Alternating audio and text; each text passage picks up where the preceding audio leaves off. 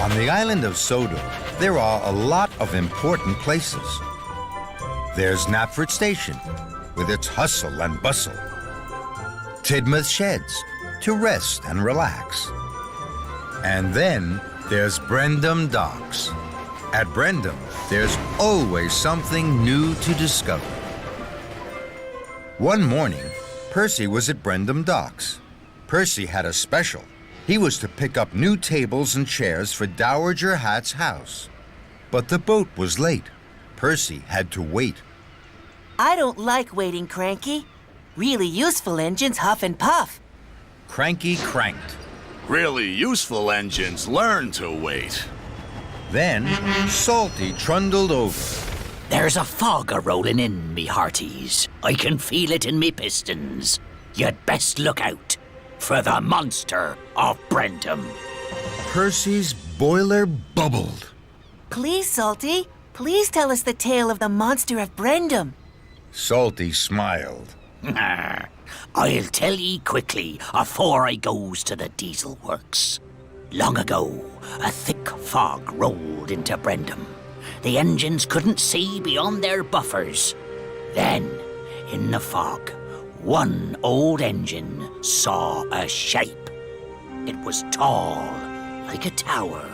It turned and it twisted. It croaked and it creaked. Percy's eyes were wide with wonder. What was it? They say as how it was the Monster of Brendam. But it only comes out when the fog rolls in. Now, I must hurry. And Salty whirred away to the diesel works. Percy was excited. Do you think we might see the Monster of Brendam today, Cranky? Cranky cranked. There's no such thing as the Monster of Brendam. Salty's being silly. That made Percy cross. Salty's not being silly. I'm sure there's a Monster of Brendam. Fog's rolling in now. I'm sure I will find it. And Percy puffed proudly away. It was foggy. Percy chuffed carefully. He could see Edward. Edward had coal to deliver. Edward, would you like to come and find the Monster of Brendam with me? Salty said the monster is tall, like a tower. It turns and it twists. It croaks and it creaks. Bust my buffers. It sounds scary. Then Percy gasped. Fizzling fireboxes. There it is. It's tall like a tower. And very scary. Edward pumped his pistols, and with a whir of his wheels, he whooshed forward, straight into Rocky. Rocky was surprised. He dropped an oil drum right onto Edward's coal sacks. Coal dust flew everywhere. Edward, what are you doing? I'm very sorry, Rocky, We thought you were the Monster of Brendam. because you're tall like a tower. Don't worry, Edward. I'll go and get help. And Percy chuffed away. Percy steamed slowly to the level crossing. Toby was there. Hello, Percy. I don't like all this fog. I do. I'm looking for the Monster of Brendam. Salty said the monster is tall like a tower. It turns and it twists. It croaks and it creaks. Trebling tracks. It sounds scary. Then Percy stopped. Bubbling boilers. There it is. It's turning and twisting. It's the monster! Oh, me! Oh, my! I'm gone! Toby rang his bell loud and long. Suddenly, a magnet dropped onto Toby's poles, and with a clang and a clatter, dropped them onto the tracks. Oh, Toby! You scared me!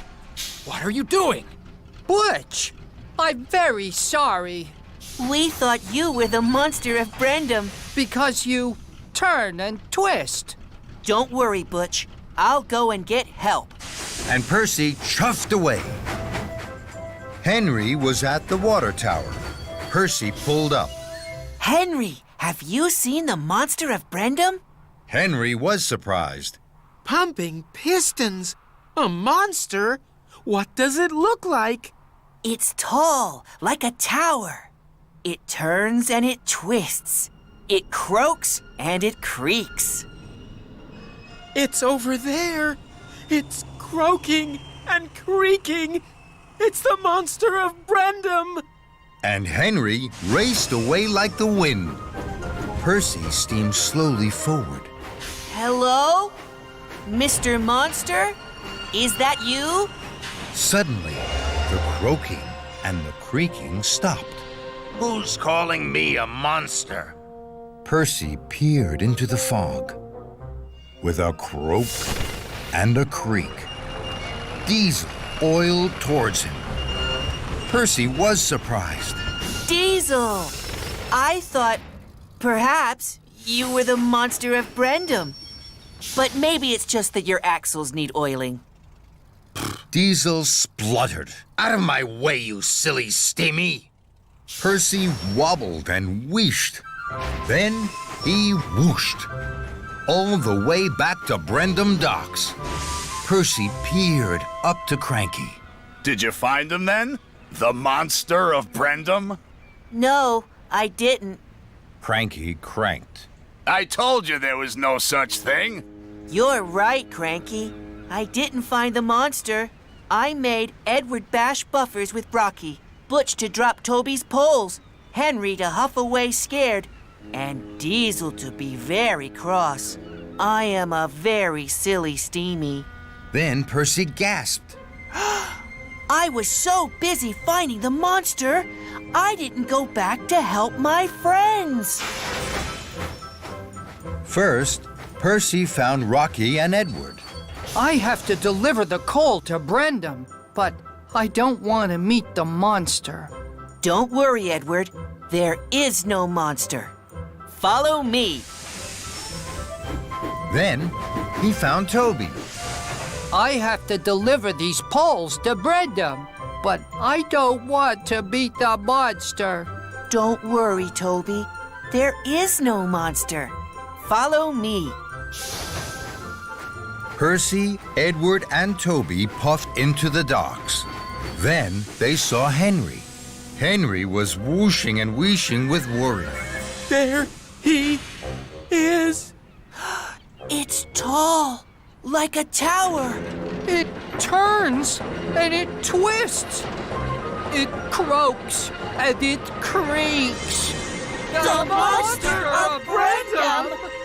Then, out of the fog, the monster spoke.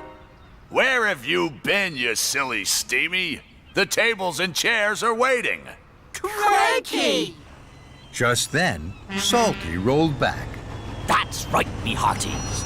Cranky, our very own Monster of Brendam. And everyone laughed, except Cranky, who cranked. It was planting time on the island of Sodor. The engines puffed and chuffed as the farmers plowed their fields and planted their seeds. One morning, Thomas puffed to Farmer McColl's farm, pulling flatbeds of straw. As Thomas puffed closer, he could see the sky was filled with crows. They were noisy. Bustling fireboxes. Look at all those crows. Farmer McColl was in his crop field. He was looking hot and bothered. Shoo! Go away, you crows! Hello, Farmer McCall. I brought your straw. Thank you, Thomas. Look at these crows. They're eating my seeds. Don't you have a scarecrow to scare them away? I do, Thomas, but it's in a terrible mess. I must fix it. So how can I stop the crows from eating my seeds? An idea flew into Thomas's funnel. I can scare those crows for you, Farmer McCall. I can hoot and toot.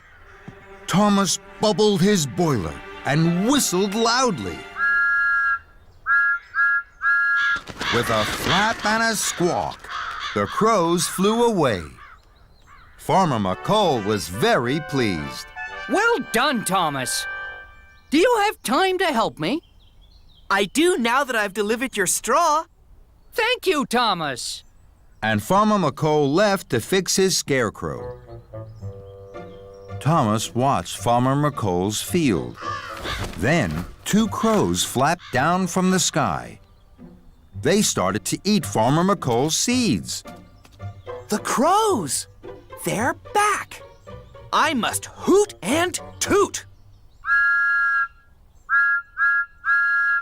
But the crows didn't fly very far away. Silly crows! Thomas puffed forward. He hooted and tooted again to chase them away. I must make sure those crows stay away. So Thomas puffed after the crows, leaving the field behind. The crows flapped and flew. Thomas puffed after them. The crows are flying towards the diesel works. Thomas's boiler bubbled. It was hard work chasing crows. Thomas huffed into the diesel works. Den was there. He was snoozing sleepily. The crows flew down from the sky and landed on his cab. They scratched and they scuffed. They cackled and cawed. The crows were having fun. There are the crows! I must hoot and toot! Thomas blew his whistle loudly. With a flap and a squawk, the crows flew away. Thomas! Why do you have to hoot and toot when I'm having a snooze? Sorry, Den. I'm chasing crows for Farmer McColl. I must go. Goodbye, Den. Chasing crows. And Thomas puffed quickly off. The crows flapped away, and Thomas chuffed after them. The crows are flying towards the steamworks. Thomas's firebox fizzed. I must catch up with these crows. Thomas puffed into the steamworks. Gordon was there. He was having a new coat of paint. The crows flew down from the sky. They landed on his boiler. They scratched and they scuffed. They cackled and cawed. The crows were having even more fun. The crows! I must hoot and toot! Thomas blew his whistle loudly. Fizzling fireboxes! And with a flap and a squawk, the crows flew away. Sorry, Gordon. I'm chasing crows for Farmer McColl. I must go. Goodbye, Gordon. And Thomas puffed quickly away. Oh, the indignity. The crows flew on. Thomas huffed his hardest after them. They're flying towards the quarry. Thomas rattled and raced after the crows. They won't get away from me this time. Thomas puffed into the quarry. Mavis was there. She was working hard shunting cars of slate. The crows flew down from the sky. They landed on Mavis's cars. They scratched and they scuffed. They cackled and cawed. The crows were having the most fun of all. There are the crows. I must hoot and toot. Mavis was surprised. She biffed and bashed into the cars. Trembling tracks!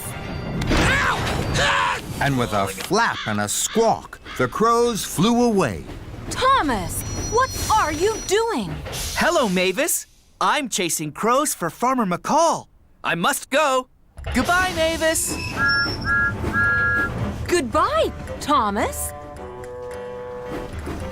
Thomas clickety-clacked along the track. The crows were nowhere to be seen. I must have chased them away for good. Farmer McColl will be pleased with me. I must tell him. And Thomas huffed happily away. Thomas saw Farmer McColl. He was waving at Thomas to stop. Hello, Farmer McColl. I've chased the crows far away from your field. Thomas was pleased, but Farmer McColl wasn't pleased. You haven't chased them as far as you think, Thomas. Look at my field. Thomas couldn't believe his eyes. Farmer McColl's field was full of crows. Fizzling fireboxes. I was so busy chasing crows across the island, the rest of the crows came back. And they're eating my seeds. Thomas felt terrible. I'm sorry, Farmer McColl. I should have stayed by your field. What am I going to do?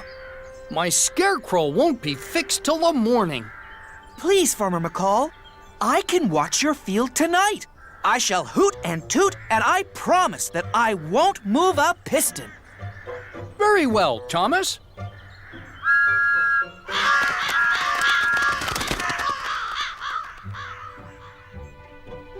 That night, Thomas watched Farmer McColl's field. He hooted and tooted all night long to scare away the crows.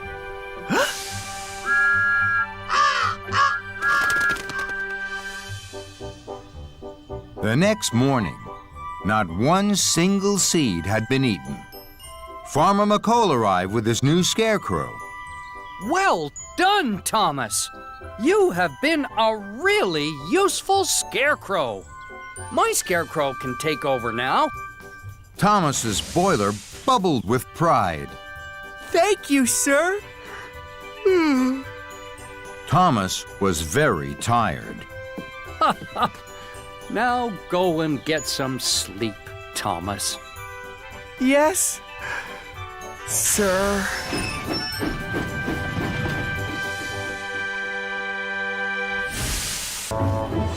On the island of Sodor, there are lots of farms. There are pig farms, dairy farms, and sheep farms.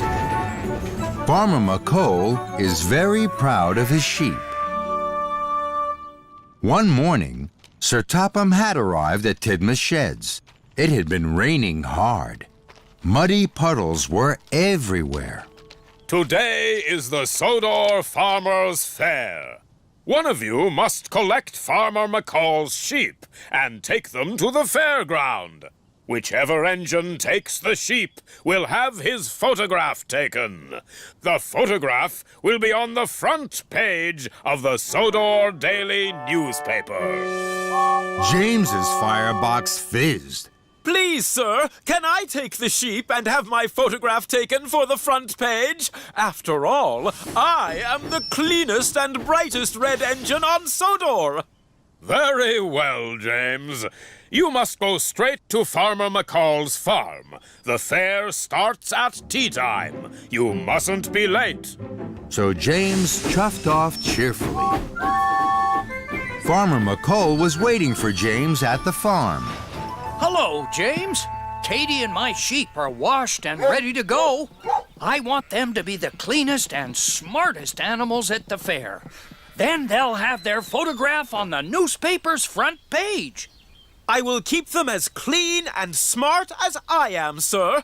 I, too, am to have my picture taken, and no one would want to photograph a dirty engine. Good, James.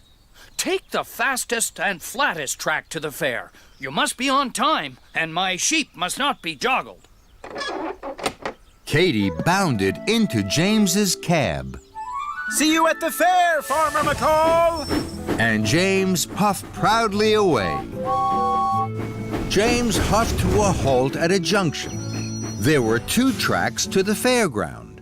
One track was wet and muddy from the rain. The other track was old and bumpy, but dry. James puffed, puzzled. Farmer McColl told me to take the fast, flat track. But if I do that, I will get dirty, and so will Katie and the sheep.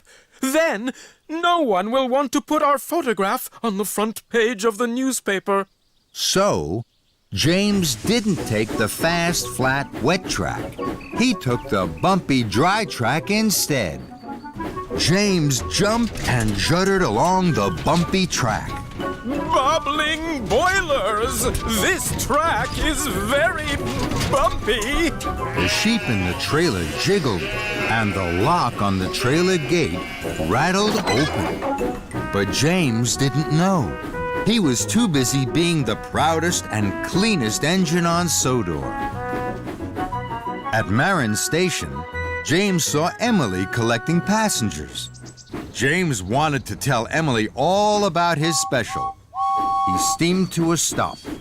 Hello, Emily. I'm taking Farmer McCall's sheep and his dog Katie to the fairground. I'm going to have my photograph taken for the front page of the daily newspaper.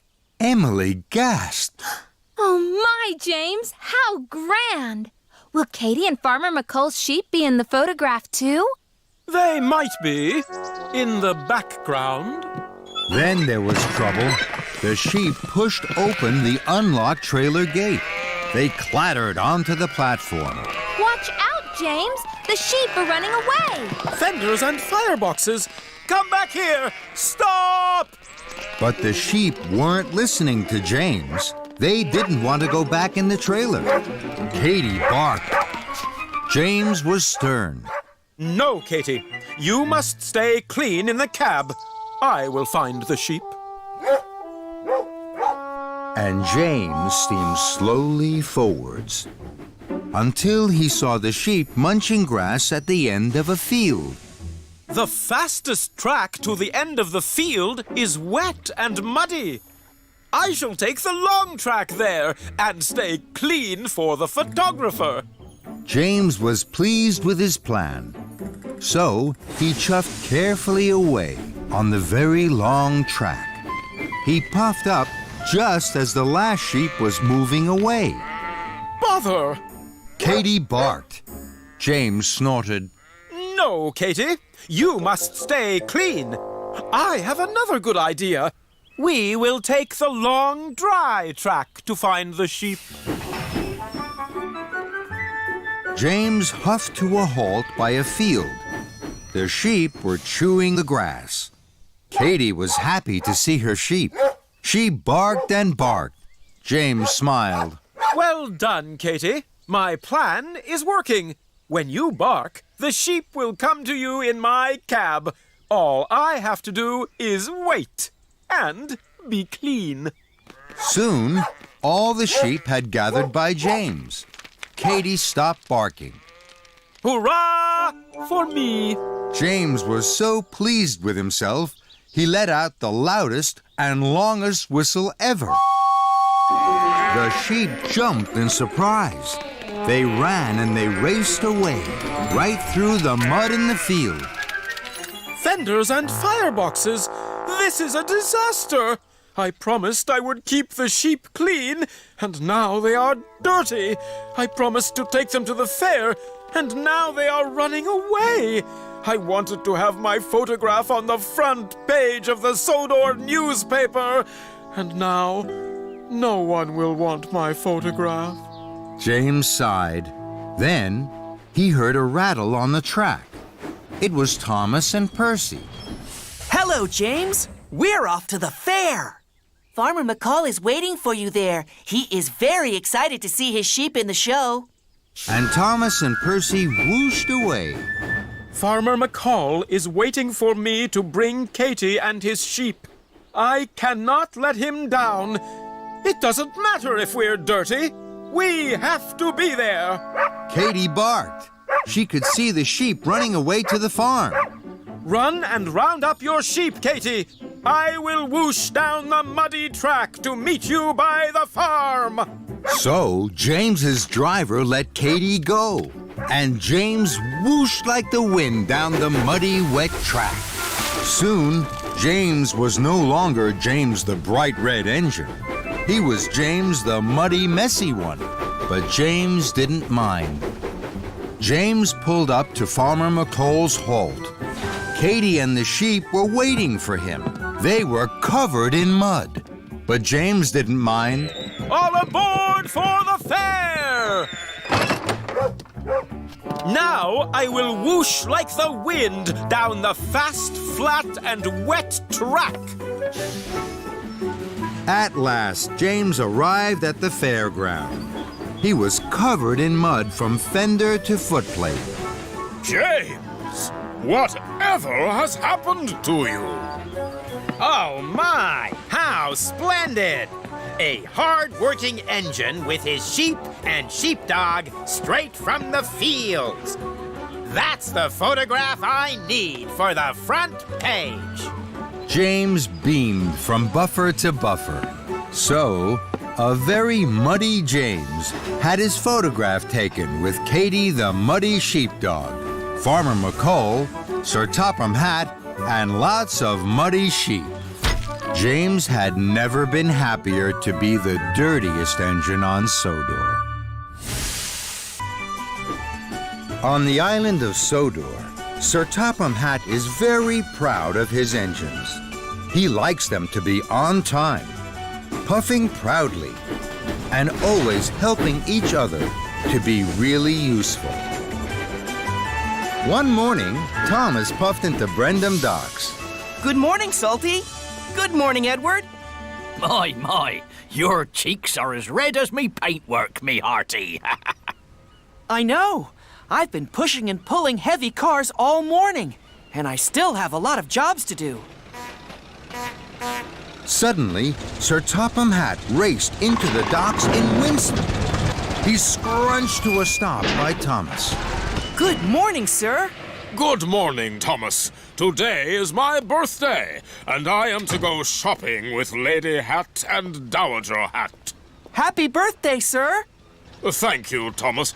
I would like you to take Winston on your jobs today. Winston is new to Sodor. It is important that he sees what it is to be really useful. Thomas beamed from buffer to buffer. Of course, sir. Right away, sir. And then come back to meet me here at tea time. Shiver me timbers, me hearties. I remember a story that Edward told me about a birthday surprise for Sir Topham Hatt when he was just a young man. Thomas's firebox fizzed. Tell us, Salty. Salty smiled. Well now, this goes back a long way, me hearties. Back when Edward first arrived on Sodor. Every year, on his birthday, Sir Topham Hatt and Edward would visit all of the stations on the railway and have a slice of birthday cake with the passengers, always in his favourite carriage, the oldest carriage on Sodor, even older than Edward. He loved riding in that carriage. I remember his smile. It would light up the sky. Thomas and Winston listened. Even Cranky stopped cranking. Their eyes were wide with wonder. Ah, 'tis a pity nobody has seen that carriage for years. Anyways, I've jobs to do, and so have ye. Thomas pumped his pistons. We must hurry now, Winston. I have a lot to do. Of course, Thomas. Ready when you are. But Winston wasn't thinking about jobs. He was thinking about Sir Topham Hatt and his birthday. Thomas puffed into Marin Station. Hurry, please. I have a lot to do.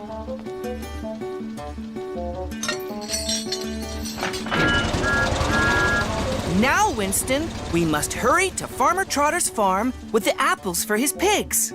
But Winston didn't answer because Winston wasn't there. Winston? Winston, where are you? I was trying to look for something. Looking for things is not being really useful. Come along. No time to lose.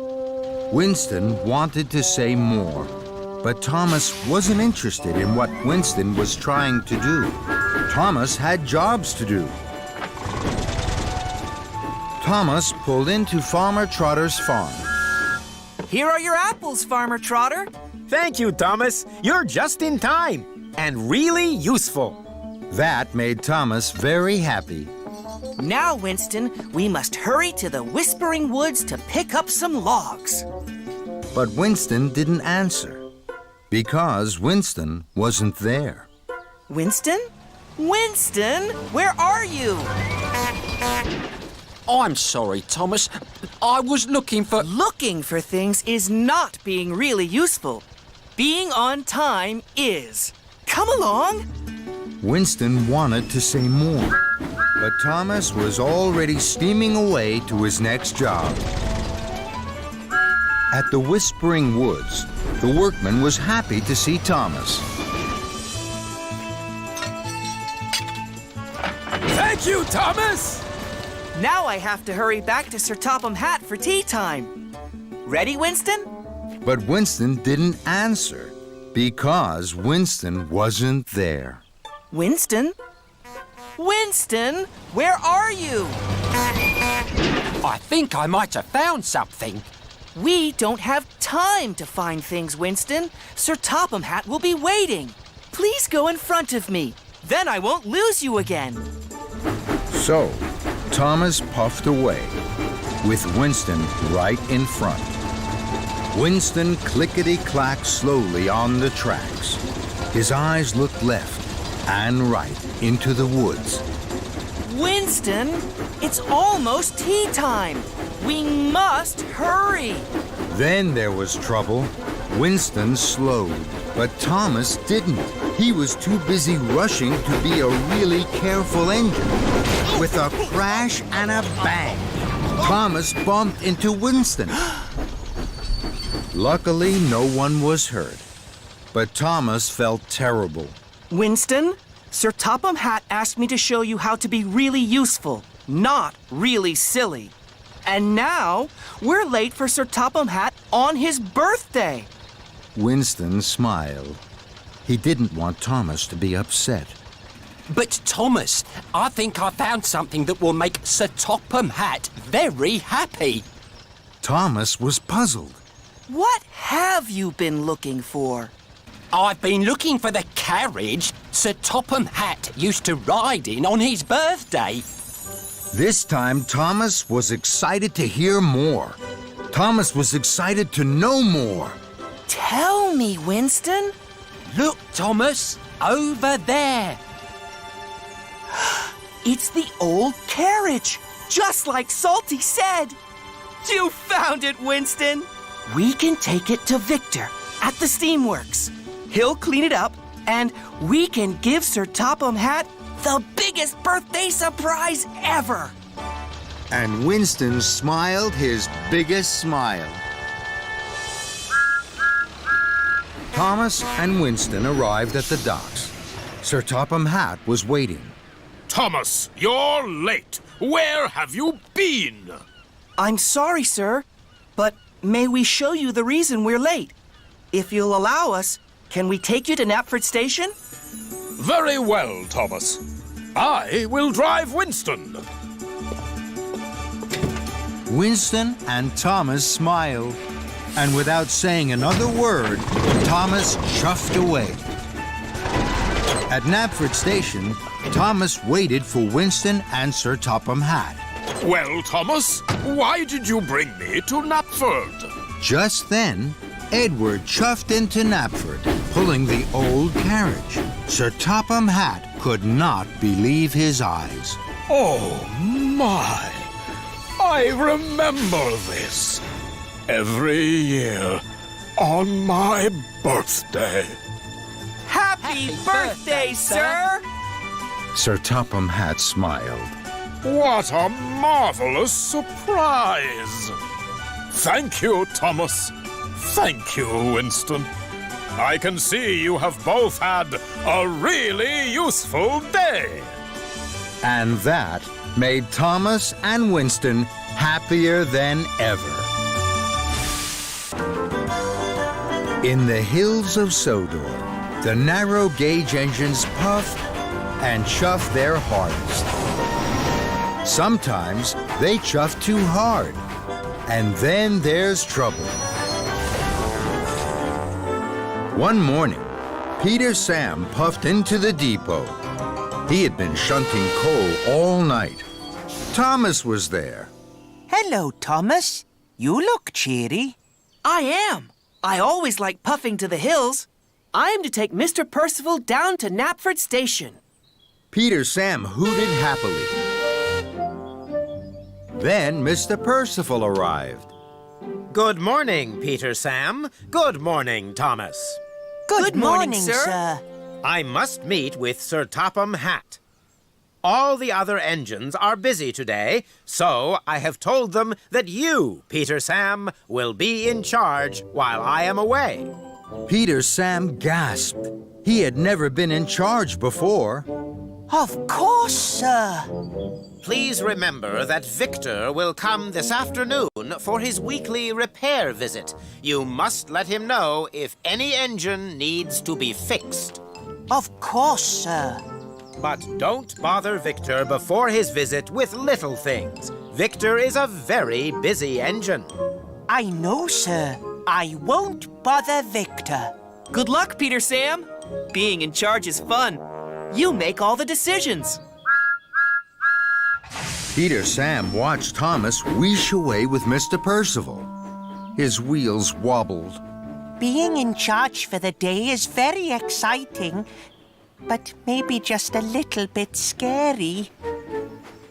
Then Rheneas chuffed in. Sir Handel is creaking and croaking at the halt. You must fetch Victor. Peter Sam looked serious. No, Rheneas. We mustn't bother Victor with little things. I will chuff to Sir Handel. And Peter Sam chuffed away to the halt. Sir Handel was creaking. Oh my, Sir Handel. Please fetch Victor. Peter Sam wheeshed. Sir Handel needed fixing, but Mr. Percival had told him not to bother Victor. So, Peter Sam made a decision. I'm sure I can fix you, Sir Handel. Really? Peter Sam huffed, and he puffed. He thought hard of the very best way to fix Sir Handel. Then, an idea bubbled in his boiler. Roll forward. Sir Handel creaked slowly forward.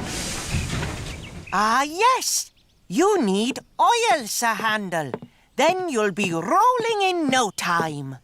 So, Peter Sam's driver poured oil into Sir Handel. Sir Handel wheeshed worried. Now, roll forward, Sir Handel. Sir Handel creaked louder and longer than ever, and he couldn't roll forward at all. Bust my buffers. Maybe that wasn't the right thing to do. Then Rheneas chuffed up. Skarloey's by the water tower. Something is wrong with his funnel. You must fetch Victor. Peter Sam looked serious. No, Rheneas. We mustn't bother Victor. I will chuff to Skarloey. Are you sure? I'm sure. So, Rheneas chuffed away, and Peter Sam left Sir Handel creaking to puff to Skarloey at the water tower. Skarloey was wheeshing with worry. Hello, Peter Sam. My funnel is blocked. I can't puff or chuff. Please fetch Victor. Peter Sam was worried. He hadn't fixed Sir Handel, and now Skarloey needed help. But he had told Mr. Percival he wouldn't bother Victor. Don't worry, Skarloey. I'm sure I can fix you. Really? Peter Sam huffed, and he puffed. He thought hard of the very best way to fix Skarloey. Then, an idea popped in his pistons. A little water down your funnel will soon clear it. So, water splashed into Skarloey's funnel. There you are, Skarloey. You can chuff cheerfully now. But Skarloey couldn't chuff at all. All that water has put my firebox out, Peter Sam. Oh my. I'm sorry, Skarloey. Maybe sploshing water wasn't the right thing to do. Then Rheneas steamed by. Duncan's rods are rattling. He needs Victor. No, Rheneas. We mustn't bother Victor with little things. So Peter Sam left Scarlet and he puffed away to find Duncan. Then, with a rattle, Peter Sam puffed to a halt. Bust my buffers. I was so busy not bothering Victor, I didn't stop at the coal hopper after my busy night. Now I've run out of coal.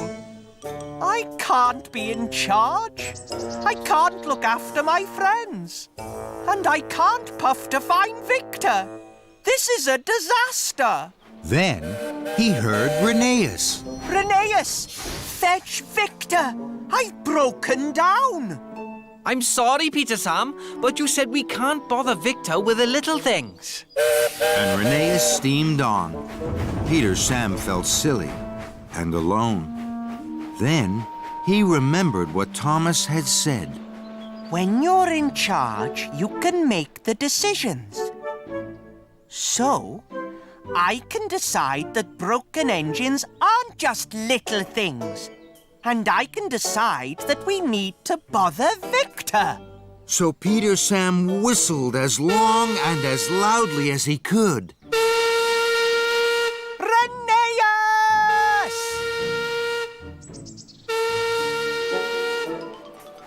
Suddenly, he heard the clickety-clack of an engine.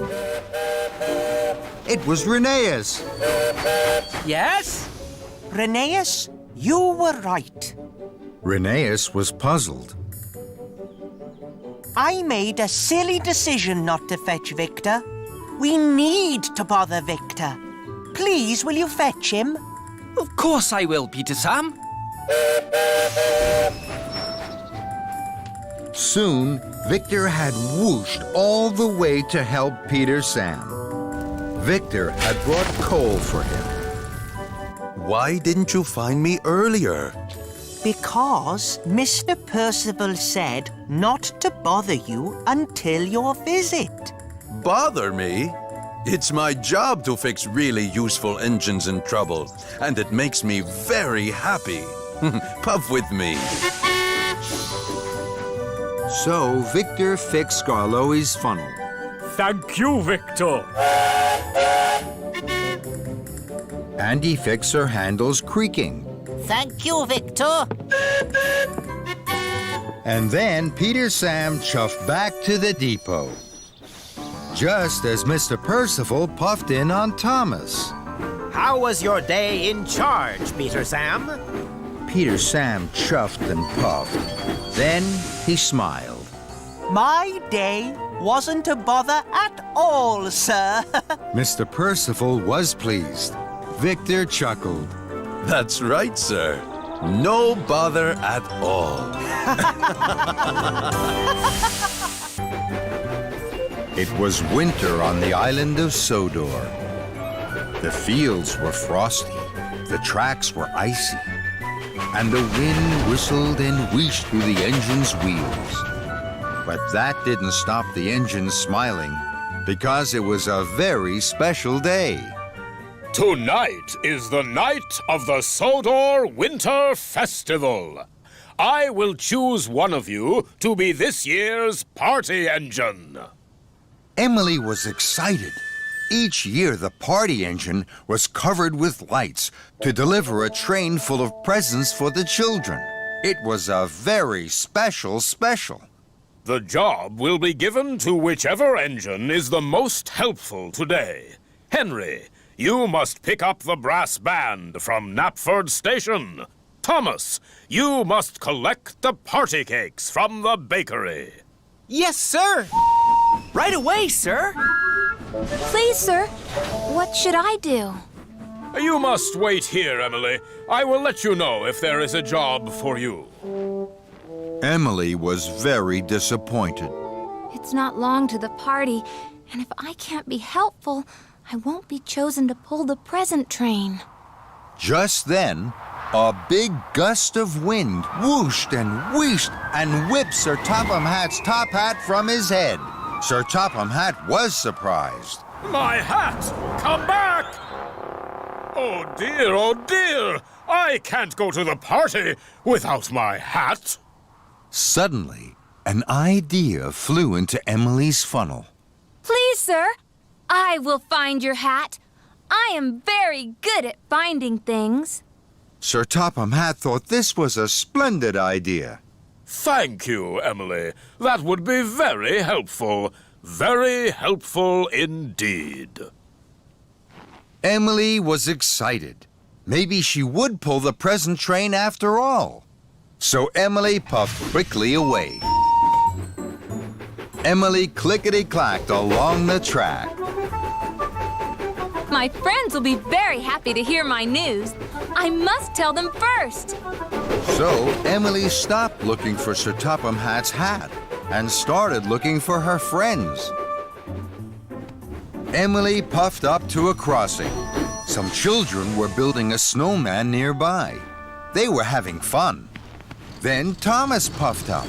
He was pulling his party cakes. Hello, Emily. You look pleased. Hello, Thomas. Sir Topham Hatt has sent me to look for his top hat. If I find it, he might make me the party engine. That would be much more helpful than delivering party cakes. Do you think you will find it? Of course. I'm Emily. I'm very good at finding things. Then you probably will be given the winter party special. Yes, I probably will. That made Emily's firebox fizz. I must go and tell Henry my good news. Goodbye, Thomas. So Emily puffed off along the tracks.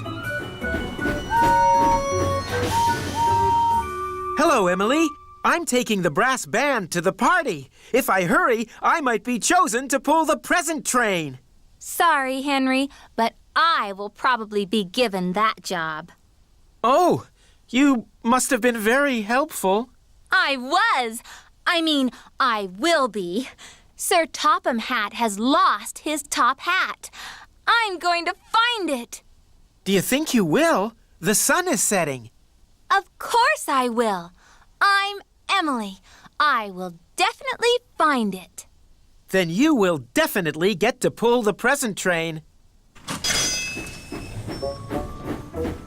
See you at the party, Emily!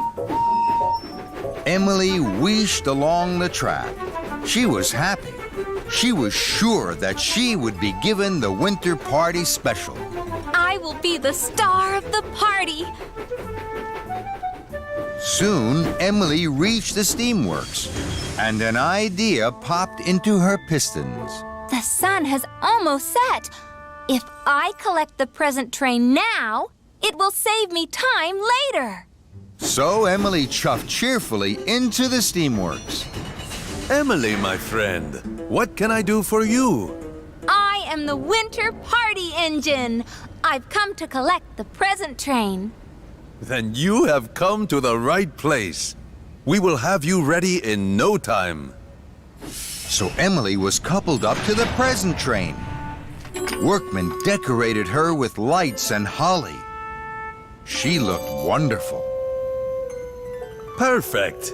Now you're ready for the party. Emily tingled from footplate to fender. You must have been very helpful to be given such a special.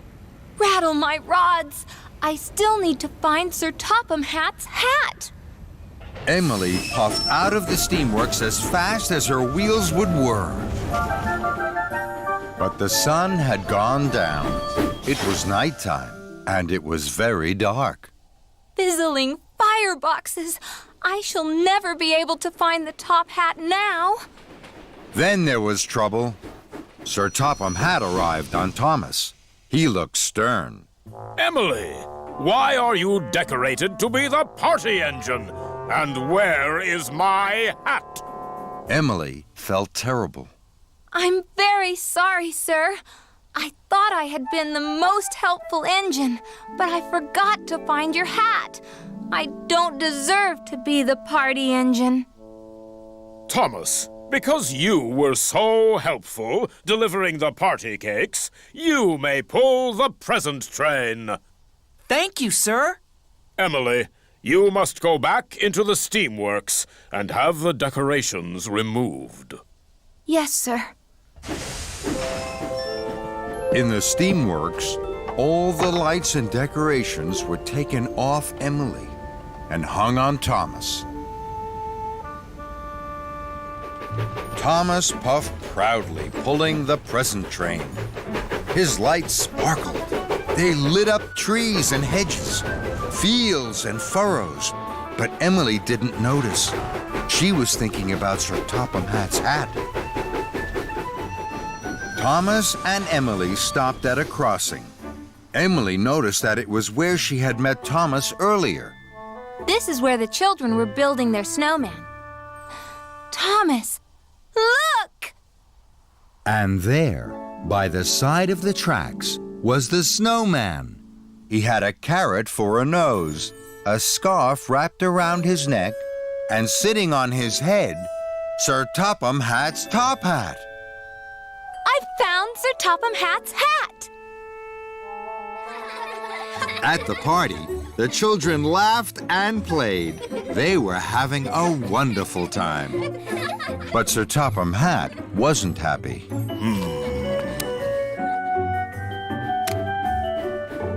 Just then, Thomas and Emily wheeshed into the town hall square. The children cheered and cheered to see the present train. Please, sir, we have a present for you. For me?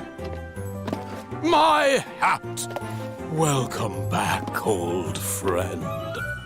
Sir Topham Hatt smiled a big smile. Thank you, Emily. You are indeed a very helpful engine. Emily felt so proud. She thought her boiler might burst. It was a noisy day on the island of Sodor. Engines huffed and chuffed, wheezed and whooshed, and rattled and roared. Thomas was at Tidmouth Sheds. Sir Topham Hatt arrived on Edward. Thomas, I have a special for you. A great composer is coming to the island. He is going to write a special tune for a grand concert this afternoon. You are to collect the great composer from Knapford. Please take him round the island to hear the sounds of Sodor. Then he can write his special tune. Thomas's boiler bubbled. Yes, sir. Thank you, sir. And Thomas shoved quickly away. Thomas clickety-clacked along the track. I must show the great composer the sounds of Sodor. But what are the sounds of Sodor? I can hear birds, animals, and the sea. These must be the sounds of Sodor. Just then, there came a wheesh and a whoosh. Percy and Emily puffed past. They were pulling trains of troublesome trucks. Hello, Percy. Hello, Emily. Hello, Thomas. Hello, Thomas. Percy and Emily were noisy. Thomas couldn't hear the birds, or the animals, or the sea. Cinders and ashes. How will the great composer hear the sounds of Sodor with all my noisy friends huffing and puffing? I know. I shall take the great composer to places where there aren't any engines. Then he will be able to hear the sounds of Sodor. Thomas puffed into Knapford Station. The great composer was waiting. Hello, sir. I'm Thomas. I will take you to the sounds of Sodor. Wonderful! I will write my tune as we puff along. First, Thomas took the great composer to a beautiful stream. Sir, here are the sounds of Sodor. The great composer listened. The water in the stream gurgled and gushed. Then there was a loud huff. It was Gordon, pumping his pistons. A tune popped into the great composer's head. Hello,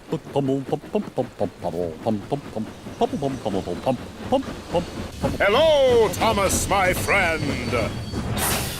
Thomas wasn't pleased to see Gordon. What are you doing here, Gordon? You should be on the main line. I thought I'd take the pretty track.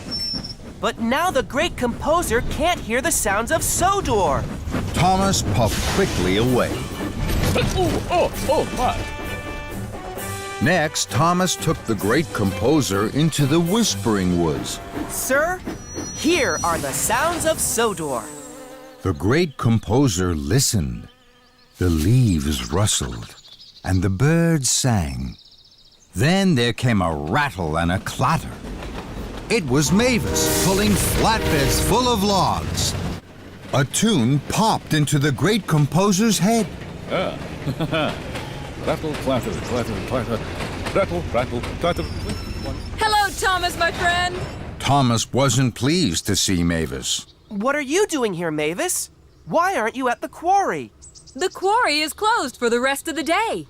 But now the great composer can't hear the sounds of Sodor. Thomas chuffed away. Oh, my! There must be somewhere I can take the great composer where there won't be any other noisy engines. Then an idea flew into Thomas's funnel. The quarry! Mavis said it was closed. I'm sure there won't be any engines there. Thomas chuffed quickly into the quarry. James was in a siding. He saw Thomas and was worried. The quarry was quiet. At last! Here are the sounds of Sodor, sir. The great composer listened. But there aren't any sounds at all. Then there was a loud whistle. It was James. A tune came into the great composer's head. Yeah.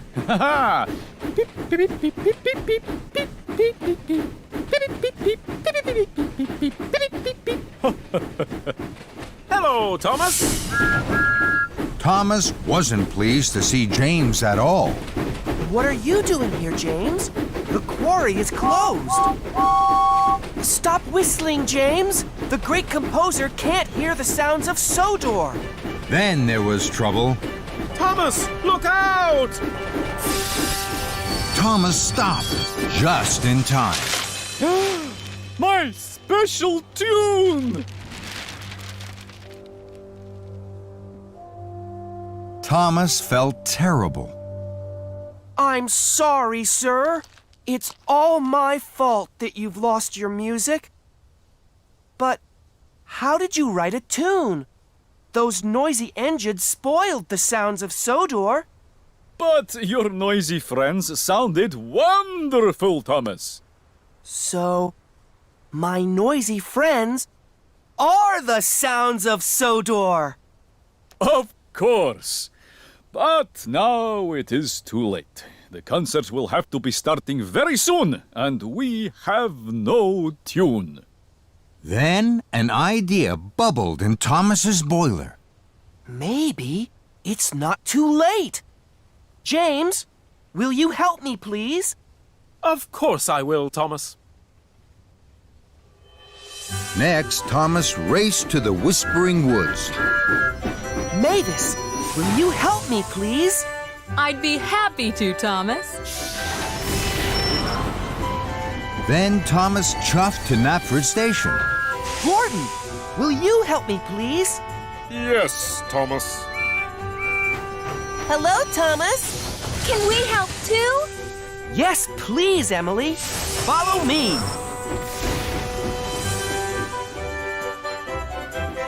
Thomas and his friends puffed into the town hall square. Sir Topham Hatt was surprised. Thomas, what are you and all your friends doing here? Sir Topham, I am sorry to keep you waiting, but I think it will be worth the wait.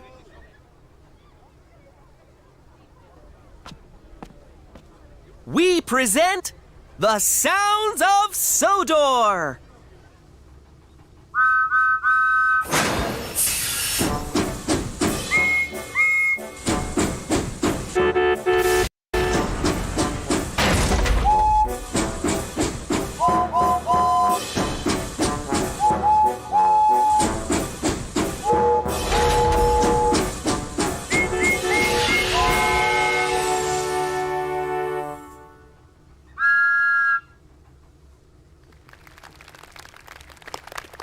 That was a very special tune.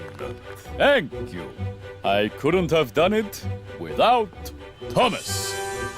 And I couldn't have done it without my noisy friends.